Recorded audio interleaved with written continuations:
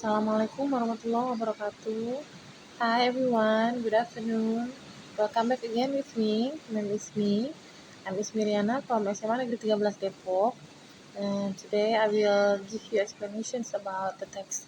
This is about explanation text. Okay, what is explanation text? Pengertian explanation text adalah sebuah tulisan yang bersifat non-fiksi untuk menjelaskan sesuatu. Explanation text dalam bahasa Inggris adalah the text often tells you about how something works or why something happens. Intinya, penulis akan menjelaskan bagaimana sesuatu bisa bekerja atau mengapa sesuatu itu terjadi. Oke, jadi konsep utama dari explanation text adalah yang pertama, teks ini digunakan untuk mengupas tentang fenomena alam, fenomena sosial, budaya, atau mengenai benda-benda di sekitar kita. Konsep yang kedua adalah agar dapat mudah dipahami dengan mudah, teks eksplanasi disajikan dalam bahasa sederhana yang dilengkapi dengan gambar. For example, kita membaca tentang cara kerja gerhana. Konsep yang ketiga adalah kita dapat menjumpai explanation text di media tertulis yang berbeda-beda, seperti buku ilmu pengetahuan alam, biologi, atau fisika, buku-buku ilmu pengetahuan sosial, sejarah dan geografi, pamflet, bahkan banyak sekali artikel-artikel di internet. Oke, nah fungsi dari explanation text ini apa sih? Yang pertama, memberikan informasi kepada pembaca.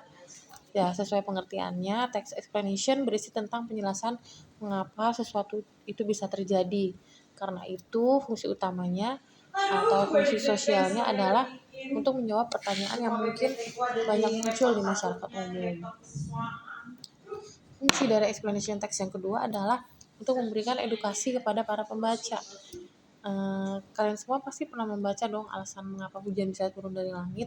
Nah, proses hujan turun dari langit itu bisa dijelaskan dalam bentuk explanation text. Itu biasanya ada di pelajaran geografi ya. Oke.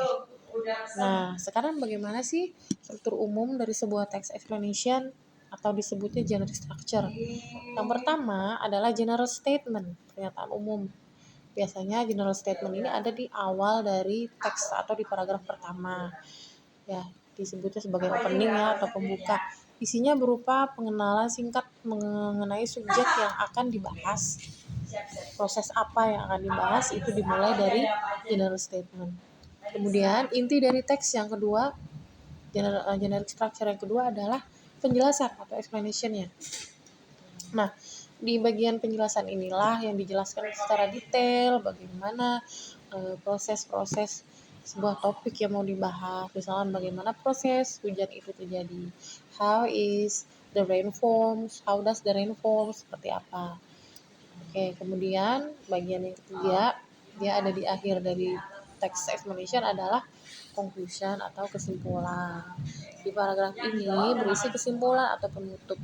Kamu juga bisa menuliskan tanggapan atau kesan, pendapat, atau pandangan teoritis terhadap sesuatu yang sebelumnya sudah dijelaskan di dalam teks. Oke, di sini saya ada sedikit contoh mengenai explanation text. Judulnya adalah The Water Cycle. Water is an essential part of life.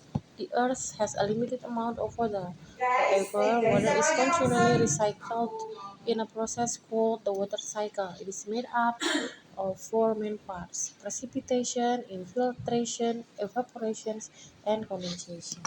Nah, di teks yang berjudul water cycle ini dijelaskan bagaimana siklus air ini akan terbentuk hujan ya, bagaimana proses hujan seperti itu. Oke, terima kasih. Thank you for your attention. See you again next time. Goodbye, everybody. Thank you.